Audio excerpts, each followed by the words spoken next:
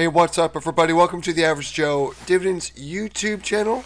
I apologize in advance. I am very sick, losing my voice. Hopefully, I can make it through this video, and most importantly, you can even understand my voice. I'll do my very best. I've got a cough drop.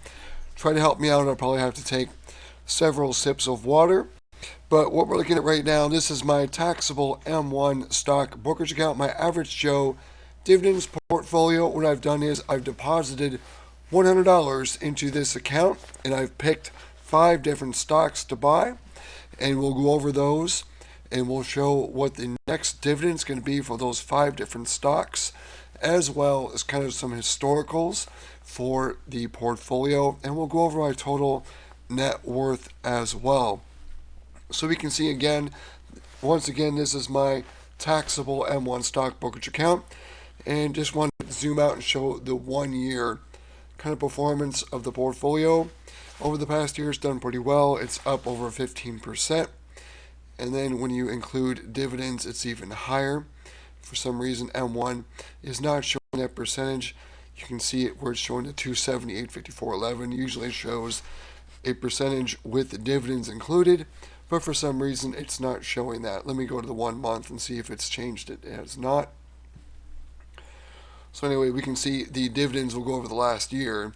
You can see I've received $11,562.26 from this portfolio. But dividends is not the only purpose of this portfolio. I want to see growth as well from this portfolio.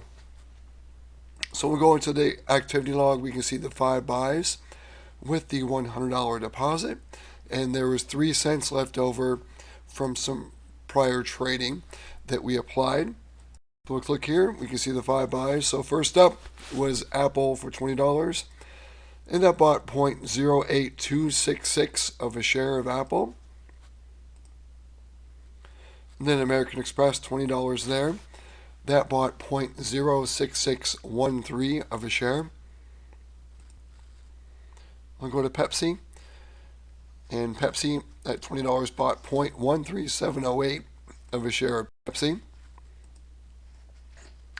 And then Lowe's is my next pick, $20. That bought 0.08129 of a share of Lowe's. And then the last pick is Hershey's, and I put that extra 3 cents in there from Hershey's, and that bought 0.1243 of a share of Hershey's. So I'll keep this up to remind me of the different stocks that we bought. And we're going to go over to my Google Docs spreadsheet, which shows all the stocks in my portfolio. There's 52 different stocks in it right now, and the biggest portion of it is an SCHD. You can see it's just over $100,000 of that portfolio is an SCHD. You can see it shows the company, ticker symbol, the share price, average share price that I've bought of each stock. You can see for Apple, I've bought it nearly $100 cheaper than its current trading price. Here's the number of shares I own. Here's the current value if I were to sell it. Here's my cost basis with Apple.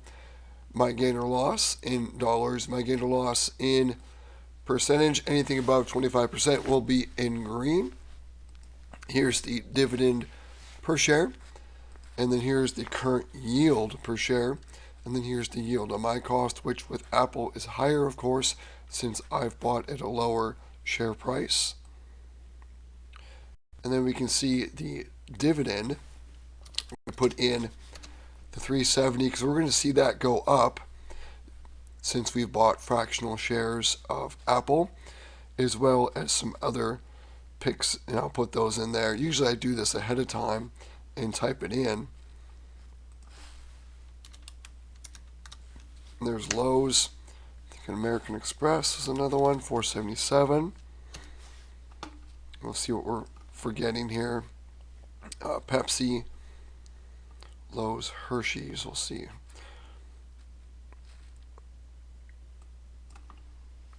And we'll find those. We'll see. Pepsi is coming up. Yeah. So we'll have to remember 1892 there because of I just received 1702 for Pepsi, but we're going to see this go up. Maybe it'll cross the $19 mark, but we'll go over those next new dividends here in a minute. And then Hershey's is back over here. There it is, 11:30. So we've got those. We got Apple, Hershey's, Pepsi, and then Lowe's, American Express. So that covers it. So we'll just have to remember the 1892, kind of like 1492. Columbus sailed the ocean blue. We'll remember that, and we'll see what it's going to go up to real quick after we update the sheet. And how we do that is we go to the holdings tab. We grab everything starting with the name. We'll grab all this data.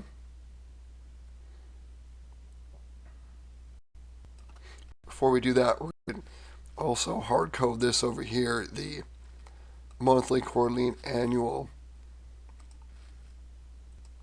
cash flow average for the portfolio. So we're going to see these three go up as well. And then we're going to take the new monthly average and put that to the monthly average dividend tracking tab. And again, I apologize for my voice. I don't feel terrible, but I'm losing my voice, and I have a sense that tomorrow could be even worse. So we're just going to knock out the video today. We'll see if we grab that. I probably did, probably forgot. Back over here, we go to the M1 data tab. We're going to paste this in. We're going to see those values change for the 5 positions where I bought more fractional shares, as well as the monthly, quarterly, and annual dividends for the portfolio. Pay special values only. And it's going to put the new shares, cost basis, and average for those 5 positions where I bought more fractional shares in. And we'll go from top to bottom. So first up with Apple, the dividend in February would be $3.70, but it's going to be $3.72. But with Apple, it pays a very low yield, so $20 didn't go too far, but it's been a good grower for me. You can see my gain or loss. I'm up 17% with Apple. And then we can see Hershey's, the old dividend at $11.30. It's going to move to $11.47 in the middle of March, next time that Hershey's pays its next dividend. Then Pepsi, remember, it was $18.92. It's going to be now $19.11, and that's going to pay in April 7th approximately. So going to be over $2 more than the last dividend 3 months later compared to what it just paid me and what it's going to pay in April. And then we can see Lowe's moving from $7.58 to $7.68, so adding a dime there in February. I should probably check that and see. Let's check that real quick and see if we snuck in to the ex-dividend date with these. And we'll check Lowe's and American Express to see if it's January 7th or before. Again, we're checking Lowe's. So we'll type in LOW. We'll check and see what that ex-dividend date is. We snuck it in before. And we did, so it's January 22nd, so we're well before that ex-dividend date. We'll also check American Express. So we'll see if we're getting that dividend. So next dividend date for American Express is January 3rd, so American Express will not have the benefit of that dividend in February. But scroll over, and Lowe's will, though. So it's going to be $4.77 for American Express, but Lowe's will be at $7.68. Then we can see the new monthly, quarterly, annual dividends for the portfolio moving up from $1,035.08 to $1,035.26, and then quarterly from $31.05.25 to $31.05.78, and then moving from $12,421 to $12,423.12. So you can see some just baby steps with a $100 deposit, but since I do these twice a week, every week, and you can see over a year how it actually does make a difference. So we'll take that $1,035 26 and take it over and put it to the monthly average dividend tracking tab. Scroll all the way to the bottom.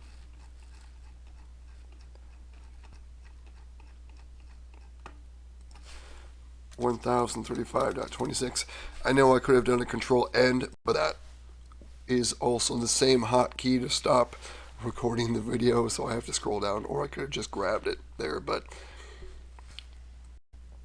actually, let's do this instead, because I don't think we got that Merck drip. That Merck is going to be paying tomorrow, because today is the 8th. So we're going to put this here, 1/8/25. We'll do is we'll set it up for tomorrow real quick.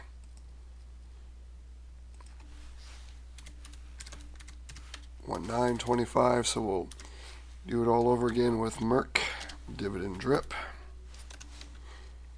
And that's just going to add a few cents with that.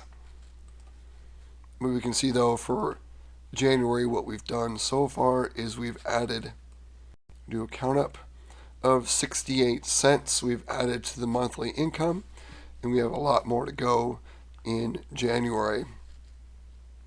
So let's move on over to the dividend tracker tab. I've been doing these videos for 5 years now, actually 4 years, from January 2021, and we're in January 2025. Portfolio value then was $18,700. You can see dividends paid in January 2021. Let's fast forward to January 2025. Here's what the portfolio value is now. I also track the quarterly dividends as well as the monthly. Here's the dividends received so far in the month. And then here's the average monthly dividend at $1,035.26. We've added 69 cents with a month-over-month gain of 0.07%. And then the annual dividend is at $12,423.12. We've added $8.28 of annual dividend to the portfolio. And then $100 there, so we're up to $300 in deposits. So we'll close out this video again. I apologize for my voice. And my dividend portfolio over at M1, this is 15% of my total net worth right now. And I'll show you what the other 85% is. And over at Vanguard, I have an IRA, traditional, Roth, as well as a taxable stock brokerage account. They're in boring ETFs. You can see all those right here. The number of shares I own in each of them. Here's the total value at just over $470,000.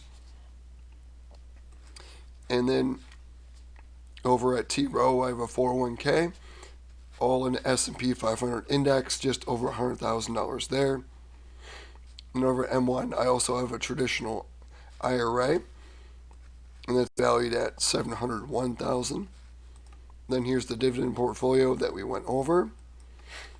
And then here is a 1-year emergency fund at M1, getting 4% interest. And at Synchrony, I have a 6-month emergency fund at 26.8. And then at Capital One, I have 2 months emergency fund, kind of a cushion I keep over there. Usually it's about $10,000. Is this a little bit higher? So I'm going to move some money over here soon. Here's my home value. I don't include my car or anything like that in this calculation, just my home, as that's an asset that actually does appreciate over time. And then here's my liabilities. Here's my current balance on my credit card. That gets 2% cash back. And then here is my mortgage at $176. And here's my total net worth, subtracting out those two liabilities. And here's the breakdown in stocks, home equity, and cash. And then here it is in pre-tax, and then after-tax, and then U.S. and international as well. Here's my average monthly dividend for everything, which includes savings account interest as well as IRA 401k. So that's the total. And then here's what I have access to right now, the $1,035.26 that I could just pull out of the M1 I can technically also pull the dividends from here out of these investments, but I do drip the dividends with with the VUG and the VYM. Those are being dripped. The other ones, I'm taking those dividends out to help with my cash position to pay down my mortgage. And I may just liquidate this portion altogether. If it gets over 190 again, it's at 183. If it gets above 190, I will be able to pay off my house and also pay off the taxes from the capital gains of these investments as well. So I'm waiting for that to at least get to 190. Hopefully that happens in 2025 so I can just wipe out the mortgage total and just have this as a zero, and it'll greatly reduce my expenses as well. So that's all I had to show you guys for this video. Again, I apologize. My voice sounds terrible. I feel pretty good, but losing my voice, and I suspect it's going to get worse by tomorrow. So picks are Apple, American Express, Pepsi, Lowe's, and Hershey's. I hope everyone has a great rest of the week, and everyone take care.